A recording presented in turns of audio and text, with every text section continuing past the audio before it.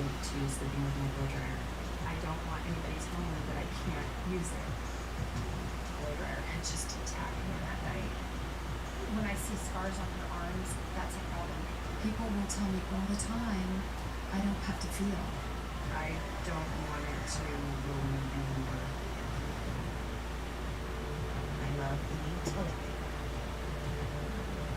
You should really consider not doing it at all. It's not normal. You're really brainwashing your life.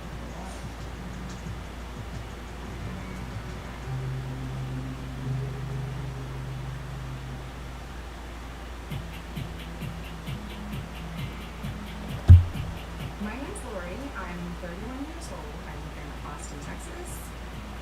I am a mother to a beautiful little 3-year-old named Andrea. You make your hair so pretty today. And I am addicted to sleeping with my blow dryer.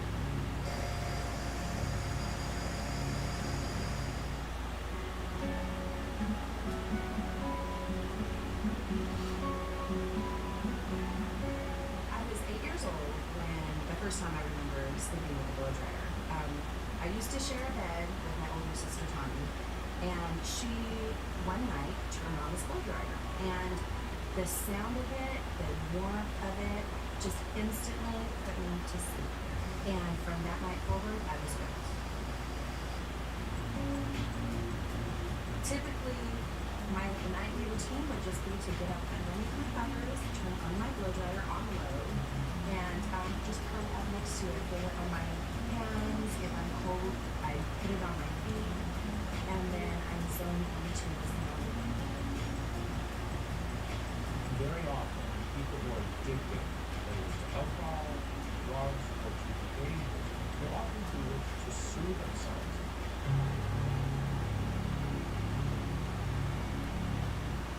I had a really, really bad burn incident where I had like 6 or 7 major blisters.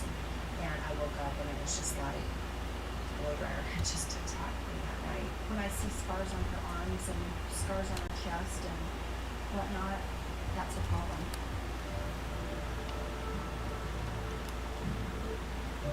Sharing bed with the blow dryer, I hate. You know, I wake up in the middle of the night and she's knocked out and I'm up tossing and turning.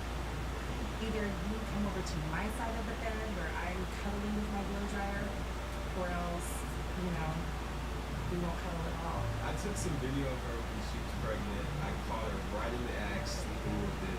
People witness what I had to learn to live with. Witness someone that sleeps with a blow dryer. She's like a blow dryer expert. I mean, she looks at the wattage, the volts. I really like to be able to adjust the heat setting at night. This one doesn't even have a cool button. So this is me.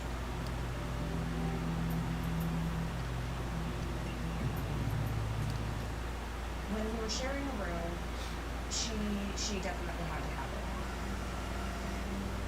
During the middle of the night, she'll come in and she'll curl up on my blow dryer side most of the time. As long as I'm using it, she's going to be partial to it. It's not something I want in my life.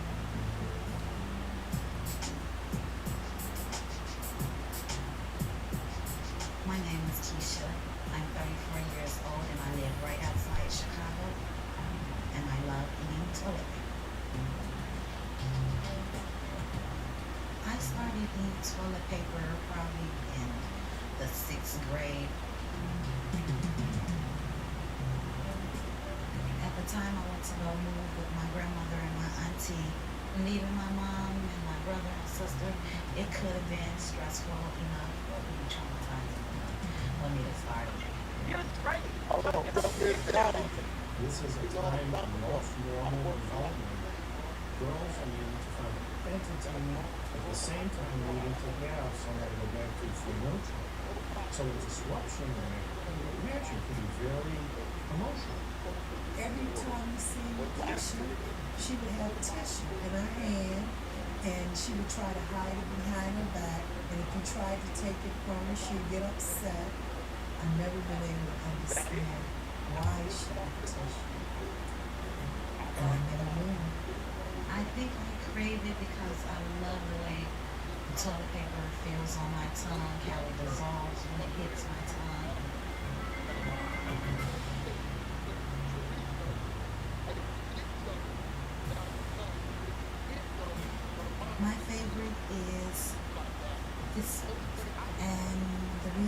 Why is because it's 2-ply and it's easier to digest than some of the 2-ply toilet paper. And I would just separate my and then pull it. Uneven. Eating toilet tissue is not normal, Keisha. Do you know that you've been eating toilet tissue for 23 years? You never thought about it? Only when you say something like Okay, that. when you think about it, you have to have some kind of back. Taking in any foreign substance that is porous, that is fibrous, can build up in the stomach. If it doesn't digest, it can cause bowel obstruction, and that can be potentially fatal. I carry it with me in my purse. When I'm in my car, I keep a roll in my glove compartment box, and I'll just grab the toilet paper and break it off and start eating it. A good place where people really don't pay attention to you eating toilet paper is the movie theaters. It's dark in there, so you can like sneak a couple of sheets in and no one even notice it. If I eat too much toilet paper, I'll have stomach cramps. I have a hard time going to the bathroom. All we can do is just pray that, you stop with your tissue. She doesn't understand that I've tried and I can't stop. I'm worried about you. Mom's worried about you. There's no escape from toilet paper. I gotta have it. It is mutilating your body. It could potentially kill you. That's very scary. I'm addicted to eating toilet paper. Like any addiction, you can't stop. Every day, morning, night.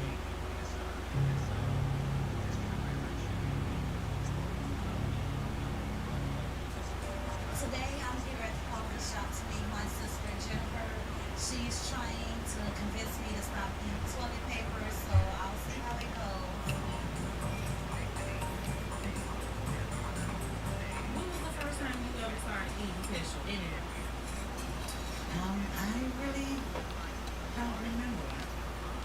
What made you want to eat? I really don't know. My sister sometimes jokes with me, and then sometimes she can get really serious when she's vocalizing how she feels about eating toilet paper. When you trying to look to see somebody cooking, and then you kill me. You eat like it's bubble. What's up? Try it. I don't consider the tissue cup. Keisha said as long as she's not hurting anyone, that is fine. I just think that she should really take it serious because who needs tissue? That can clog your system up. No, it can't. Yes, it can. It's not like I'm balling it up and just stuffing it in my mouth. I'm taking my pieces. But don't you think those pieces add up? It dissolves and breaks down. How you know that? It dissolves and breaks down in septic tanks and stuff like that. Not your body. You never know. It may kick in when you pour. I'm like, what the hell is going on with my body? They gonna put all of it into it. Like, Oh, wow.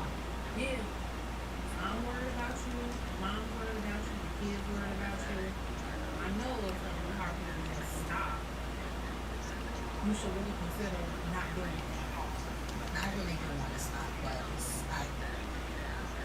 I don't know how, I guess. That's why you gotta Just think about it. With addictions like drug addictions, when they stop doing the drug, they get away from the drug. There's no escape until they pay. It's an addiction. I think she can fight it. I'm willing to support her, whatever it is that she does, but tissue eating, it has to stop.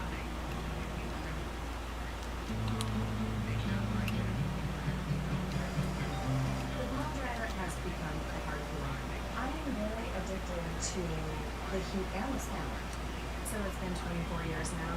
I'm still sleeping in the blow dryer. My girlfriends and my family are not crazy about the blow dryer. They worry about the dangers. I watched you be addicted to the blow dryer. And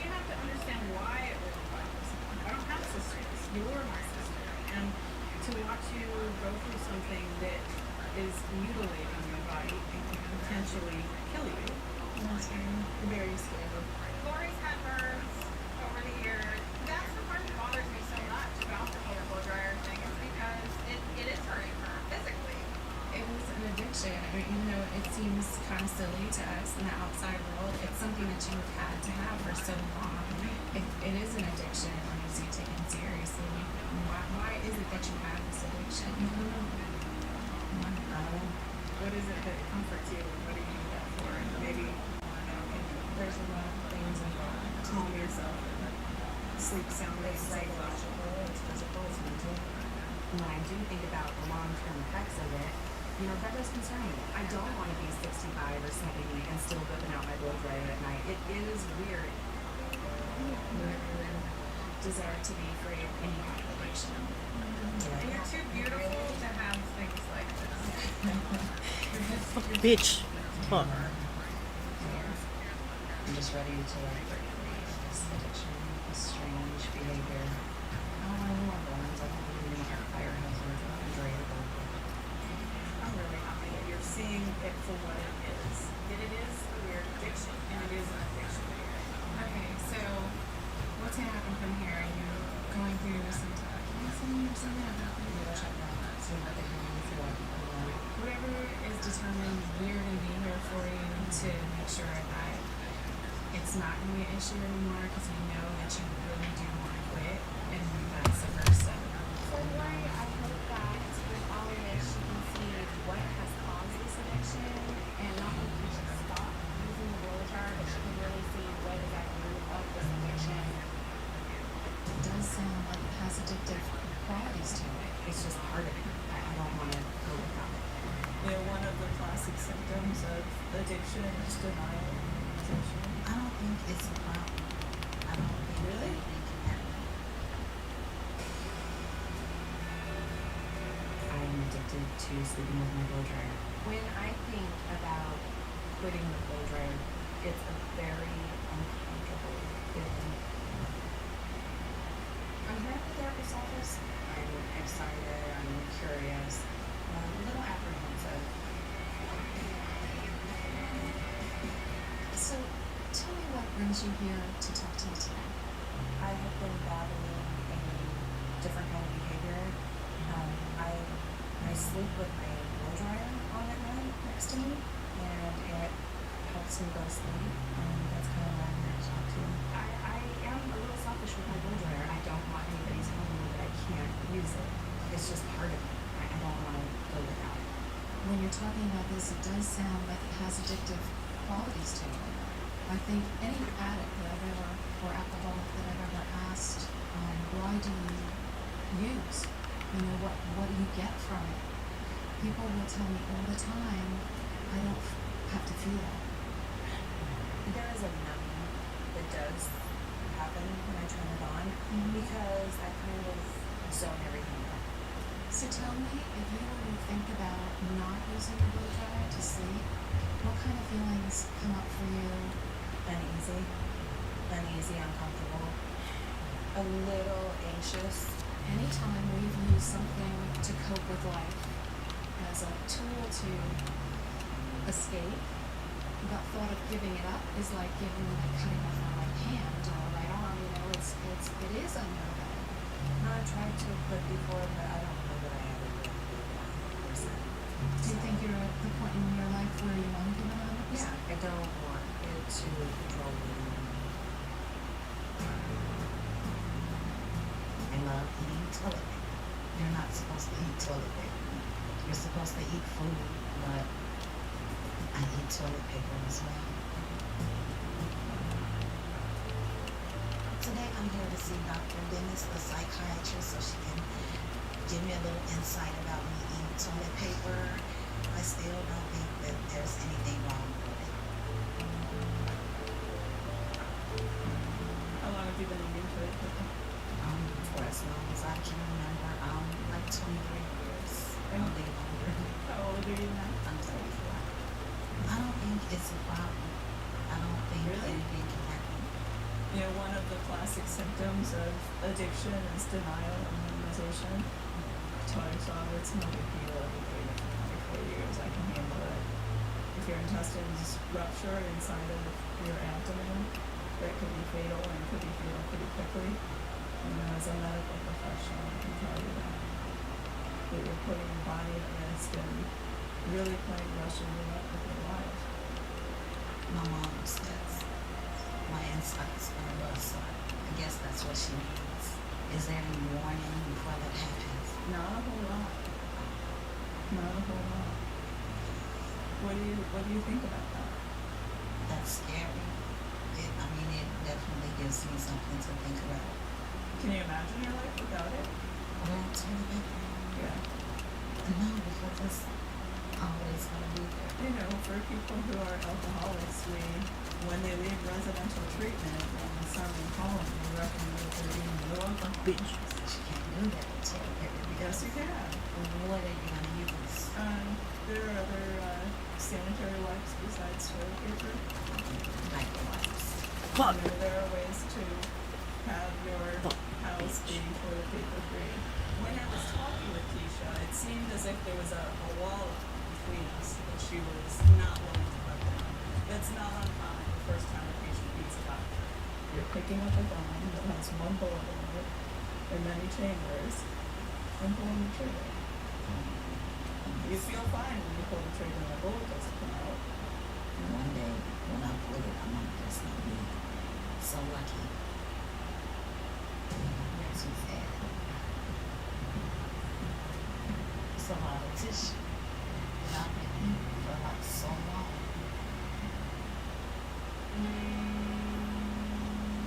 I hope that I can really break free of my addiction. I can't be 7 years old and still sleeping with my boyfriend. I have admitted I have a problem, and now it's just about taking steps to overcome it. So often, we're crazy busy and we're stressed out, and we're going at 90 miles an hour, and then, we brush our teeth and lay down and we expect to go to sleep. Right. You know? You can't just shut off.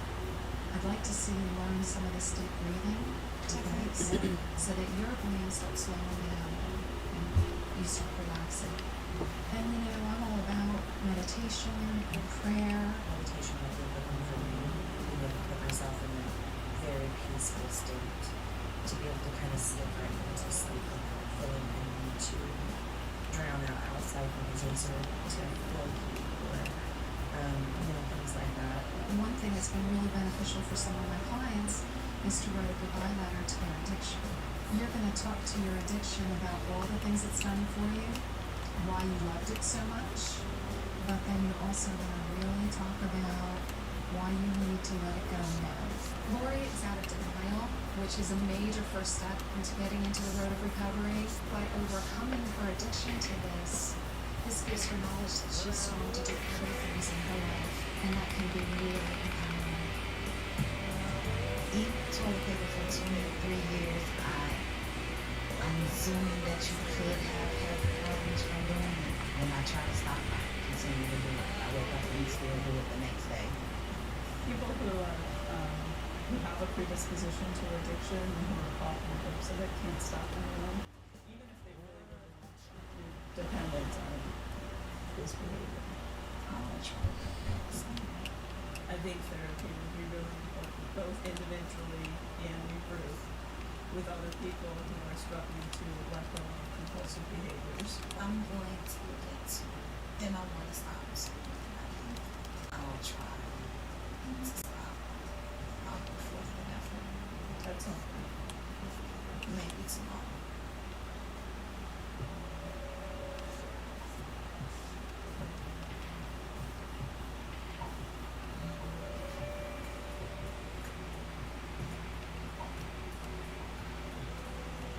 Makes me sad.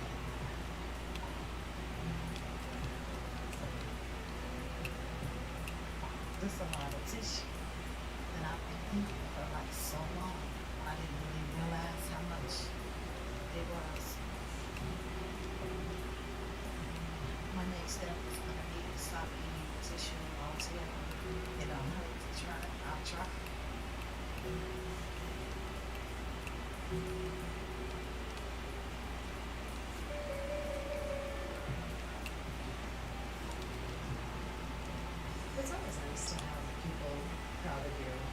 taking steps towards, you know, something positive and in the right direction.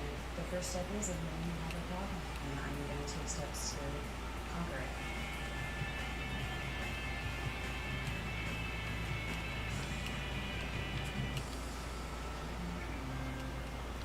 Dear blow dryer addiction, although we have been together for many, many years now, I'm ready to let you go. You have hurt me, scarred me, and caused me pain. For that, I am ready to let you go. I will not allow you to control me any longer, blister my skin, or draw me into you.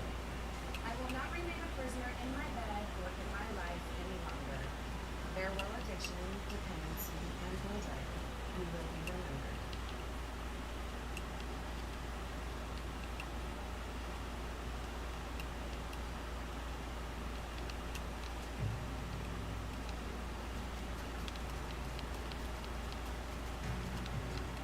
I can't stop eating a household cleanser.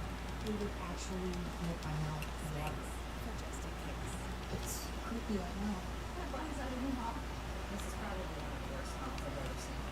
All the teeth untattooed. It was just too much. It's just too much. I'm addicted to tanning. You're gonna get old before you're supposed to. That's why I have Botox. Is there ever a point when you're gonna be tan enough? I was completely bleeding through my back and my bottom.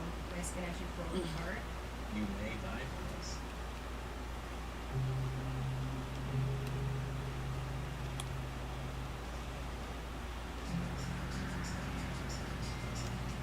My name is Crystal. I'm 5 children. And I have an odd habit of ingesting a household cleanser. I first started using the cleanser to clean with, and I would start smelling it. It would actually make my mouth water. The very first time that I tried it, immediately afterwards, I was totally freaked out and I was really frightened.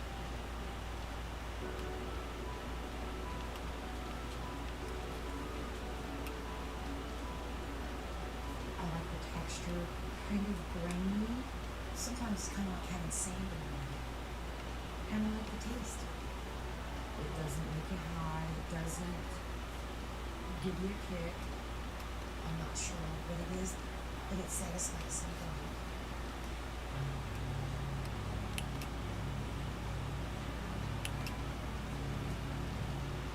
Maybe there's a correlation between feeling dirty inside and maybe I did it because I felt like I needed to be clean.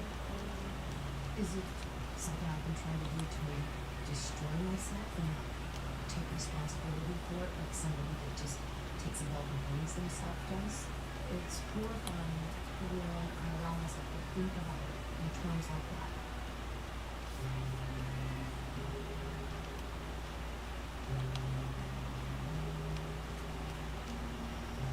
You know, you are one of the most important people in my life. And I have been eating this household cleanser. What? It's creepy, I know. I know. I'm sorry, I don't know what this is. The look on her face hurt my feelings because she was frightened. How can you do it? Daily, For how long? since I was 12. What does this do to your insides? You don't adjust things like that. I think that I downplayed through the years maybe how hard I could have done. So, I think the person would be apologetic as well. maybe I needed that to me more than I do. I don't even know what I did with it yet. I mean, I'm scared for my mom's health. Did you ever read like the warning label?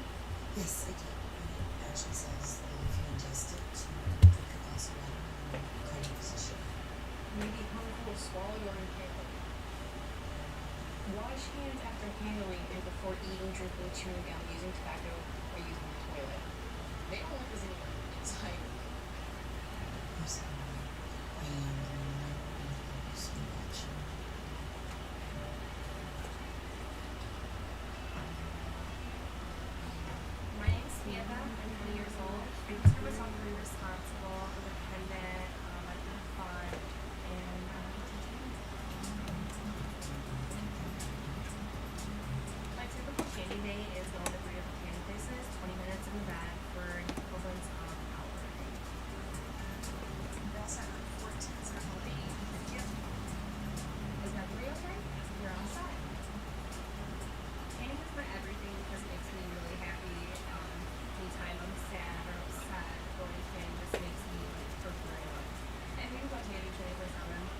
tanning when I wake up, I do my tanning in the shower. I don't think there's actually ever a point when I don't think about tanning. I feel that it's so annoying when people tell me about skin cancer because you think I'm oblivious to it. Obviously, if I'm tanning, I'm gonna ask about it. Maybe lotion application. Alright, the reason I don't wear goggles tanning is because you ever look at people that are tanning, they have the big white circles around their eyes. I don't want that. I want to be around cooler when I'm tanning, so I don't wear these because I don't know what ridiculous.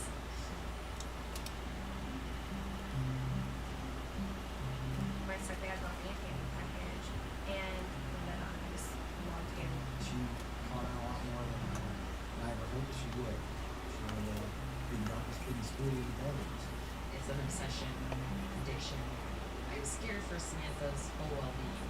My worst experience with tanning was when I had actually came out of the tanning salon and I was completely bleeding through my back and my bottom because I burnt so bad that my skin actually broke apart. As a parent, you never want your kids to become dependent on nothing. And Samantha's become dependent upon tanning. I see you're still tanning all the time. Yeah, You're gonna get old before you're supposed to. that's why I have Botox now. That is exactly why. You're gonna have that money for that. I'm not really worried about the premature aging because that's why they have Botox, plastic surgery, facelifts, anything to enhance yourself, they have it there. Do you go to the same place in one day? Oh, you know, that's just what they pull off. So you have to rotate around and you tan. I mean, you should be pretty happy I'm not addicted to drugs or alcohol. I mean, I'm addicted to science. Samantha, you've seen your pictures. Yeah, they were gorgeous. This skin, but that wasn't even ugly. And I'm sorry, but they edit that. They make you look flawless, and that was hideous. Oh, Samantha. It's better than trying to look like painted fake. No.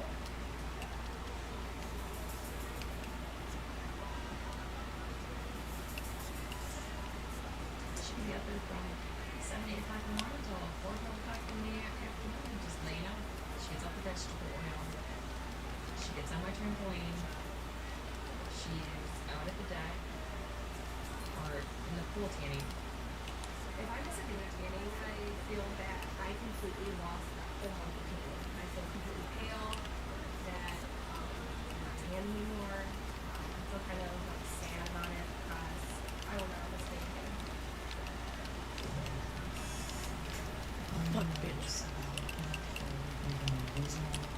It's some good news and some bad news. They look at your hands again, they look like old people hands. Exactly.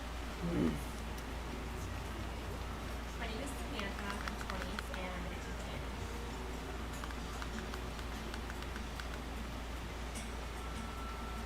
When I tan in a tanning bed, I will actually scoot down from the face lamps because the face lamps have a UV protection for your face. So I'll scoot down underneath that so that my face will actually get even with the rest of my body. I met the dermatologist today. I'm here just to kind of make everybody stop telling me that I basically have skin cancer, and I'm kind of nervous. The reason I haven't been to a dermatologist is because of the nervous feeling and because I do not want to hear what he has to say. How often are you taking? I go 3 times a day, 20 minutes each time, so it's like 60 minutes a day. That's really excessive. Just having gone to a tanning bed increases your risk of getting melanoma, which can kill you by 75%. You're doing it 2 or 3 times a day, so your skin will not only look substantially older, it's your risk for skin cancer is gonna be astronomical.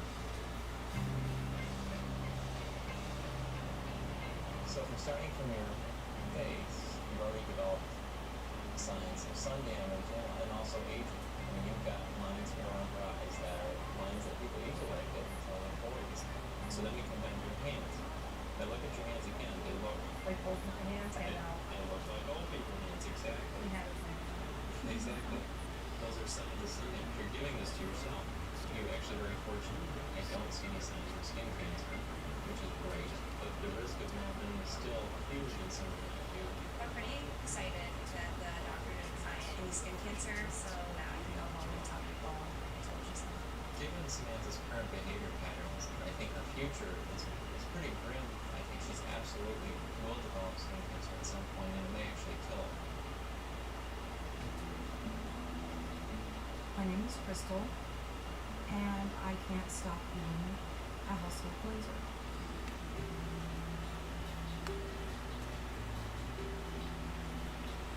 Back in 1994, I had almost everyone had to have a root canal and crown or a cap or a bridge.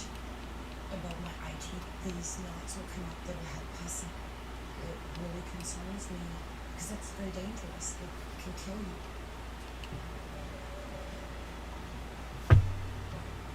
We're at the dentist office to find out what the prognosis is on my teeth. I'm nervous about being told you're going to lose them all, there's no saving. It's heartbreaking. I reviewed your history and I've had a chance to look at your x-rays and we can talk about what's going on. My initial reaction when I saw Crystal's x-rays was shock. This is probably one of the worst smells I've ever seen. It's comparable to someone who is addicted to meth. How did your teeth get so loaded? I know that you have a history of tobacco use, but I have been ingesting the household cleanser for 30 years plus. the acid content in the cleanser is slowly eroded in the manner of Crystal's teeth away. And she's to the point now where everything's gone. I have some good news and some bad news. The bad news is all the teeth on top of you. There's no saving it. Okay. The good news is that we can save some on the bottom. We prepared a treatment plan for you. Whenever you're ready to $19,000 worth of damage and repair. All the cleanser reduction for this one. Financially, I just do it. You think that you can do it mentally? I can do it now, and I have to. If you can commit to me that you're gonna stop eating the cleanser, I would like to do this work for you for free. Yeah. Okay. Thank you. You're welcome. I want you to be healthy and have to take care of yourself. There's no words to explain how grateful we've felt to somebody that does something like that. It's never met you before. She's the answer to a prayer. I don't know if it's a healed of the cleanser. She's essentially killed her tooth. I'm concerned as to what it's doing to the rest of her body. Bitch. I was controlled, completely controlled. I always wanted to be a good person. I don't feel like I necessarily was.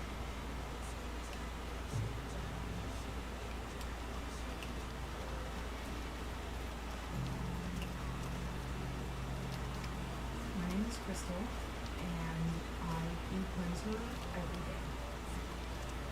I believe that seeing a psychologist is a good thing at this point. That's not often that I hear of something like this in eating cleanser. What made you start doing that kind of thing? I don't know what made me start doing it. When did you find yourself eating it? Would you sneak it? Was it a sneaky thing?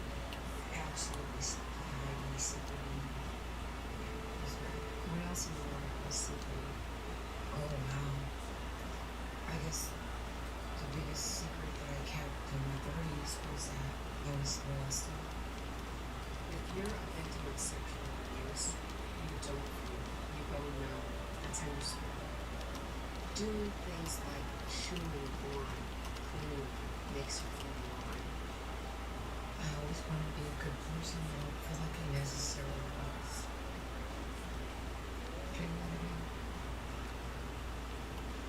Take a breath. There's so much emotional conflict going on. It's important, as you and I work together, for you to get in touch with those feelings. So it's not just shutting them down. Are you still using it? Today would be the first day that I did not do it today. Have you done it today? No, And so you're not going to stay forward to being true to that? I did. I think anybody that's addicted to anything is absolutely in danger of substituting addiction for help. My hope is I'm going to substitute something positive for a negative. I used to write, and then I had fire. So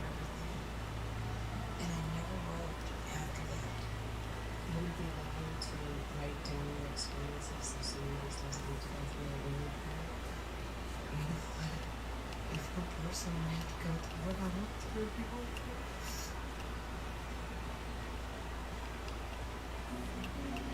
I'm Samantha and I'm addicted to tanning. Today I'm here as a therapist just to kind of appease my parents just because they give me so much grief about, my tanning. I'll listen to what she has to say and I'll just take it like a champ. What's the longest period you've gone without tanning? Maybe a day. That's about it. When you're laying in the bed, can you describe that feeling to me? It does make me feel secure, warm, safe. Because there's nothing like my phone is not with me. Nobody's bugging me. Everything is just me and this color I'm about to get. Did you notice when you first started tanning that you received a lot of positive reinforcement? People be like, oh, you look so tan, you look so good. And I like soak that in, like, oh, really? Okay, let me keep doing it. Samantha does not want to give up the tanning because it isn't her.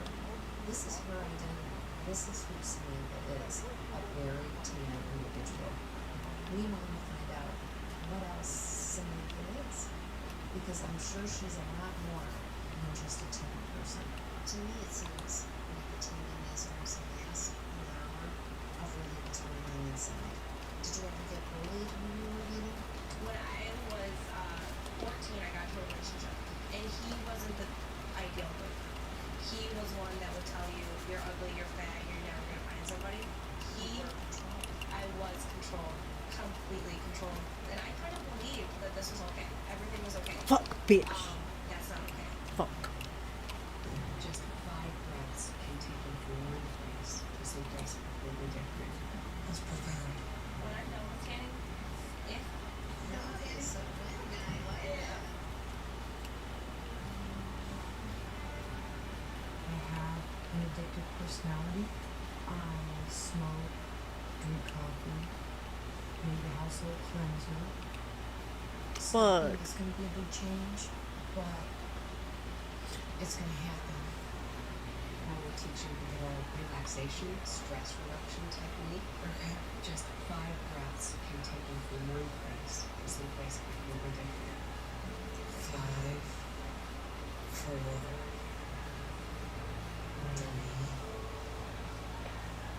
2, 1. I noticed that when I opened my eyes, I was like, It's natural, it's normal, it's what we have. You don't have to pay for that, and it's with you 24 so. wow, that's profound. Becoming fully healed when you have an illness like Crystal has is a major prize. If she can replace eating with food with writing, that will absolutely help cure herself of this addiction.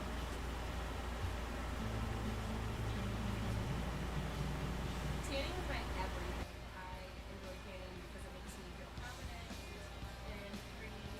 Oftentimes what happens with addictions is that the person is unaware of why they may not be motivated When the to world engage gave in them those behaviors. setbacks, And in Samantha's case, I saw the revelation she had that she was constantly being put down, feeling as though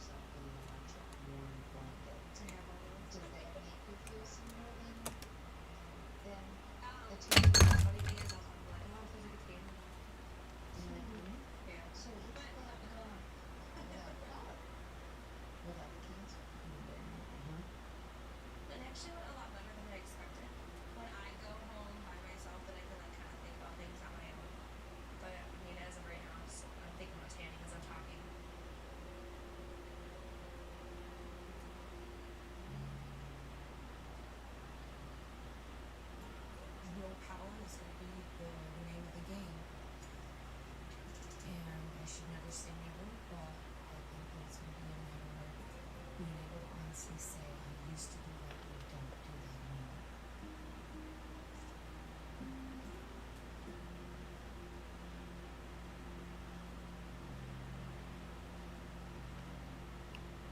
When you carry a secret for 30 years, it's a heavy weight. It's a burden. And especially when it's a secret of something that you're doing that could potentially be harmful, it's a weight. And I really am excited to think about that weight being removed.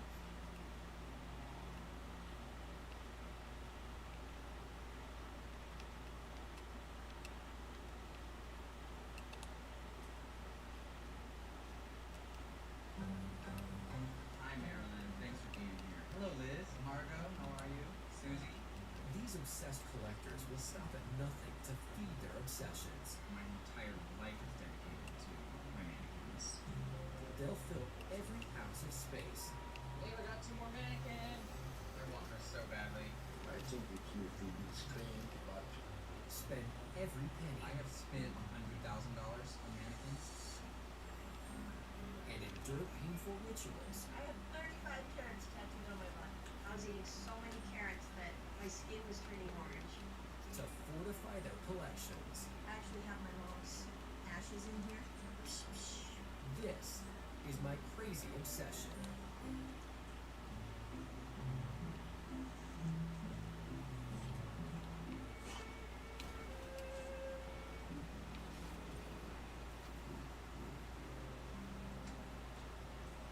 People in LA spend a lot of time on the freeway, Carpool lanes, 2 or more only.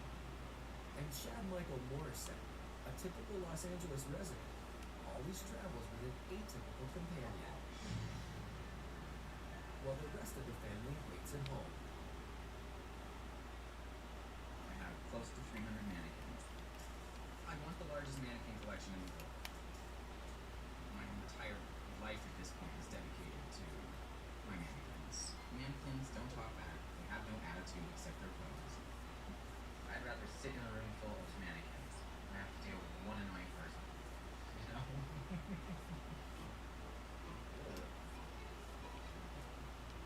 Over the past 6 years, Chad Michael has collected over 300 used mannequins. He has pulled them from dumpsters, ordered them off the internet, and taken them from stores. But regardless of where they come from, he considers every one of them part of his family. Sharif, could you give me a hand? These mannequins are living in my world. I'm the one who's giving them a second chance. I'm the one who's giving them new life. I'm the one who's building this family. Chad Michael's family of mannequins consists of abstract, custom, and sculpted figures. But he believes his collection is much more than just objects. Each has its own name, Hi, Marilyn. Thanks for being here. Hello, Liz. Margot, how are you? Susie, Samantha, hi. and unique personality. I just love this face. It's so sweet. This guy has this incredibly odd screamer face. I mean, he's an agony. This is Lauren. She's a sad, depressed kind of girl. So in that, she was unique and I had to have her.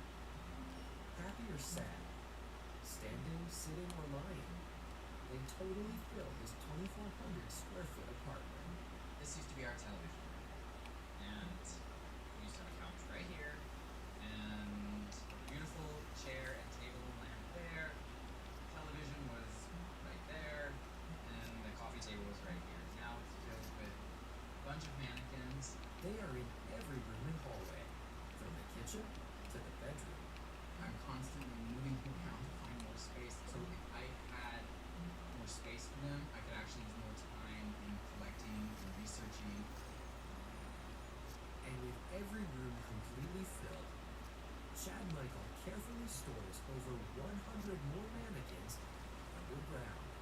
This is where people ask me, doesn't this freak you out? People are more freaky than mannequins. These basement-bound vintage mannequins are all over 40 years old. Chad Michael has spent hours individually shrink wrapping and preparing them so they are properly preserved. I wrap them in this plastic so that I can keep them real tight next to each other. These masks are designed to keep the eyelashes safe and the faces safe from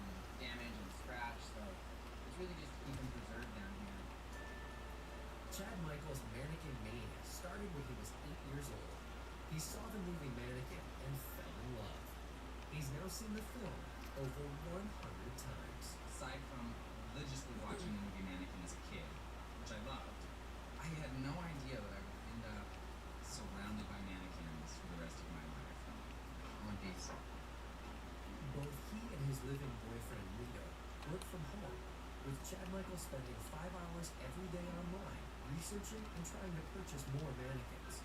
So far, he has spent over $100,000 on his collection. I did not know about his mannequin obsession when we first met. One became two, and then two became 25 in a span of like a month.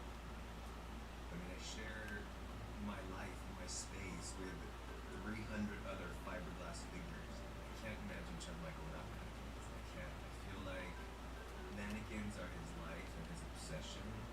He'd prefer mannequins over me, I think. Oh, you and your mannequins.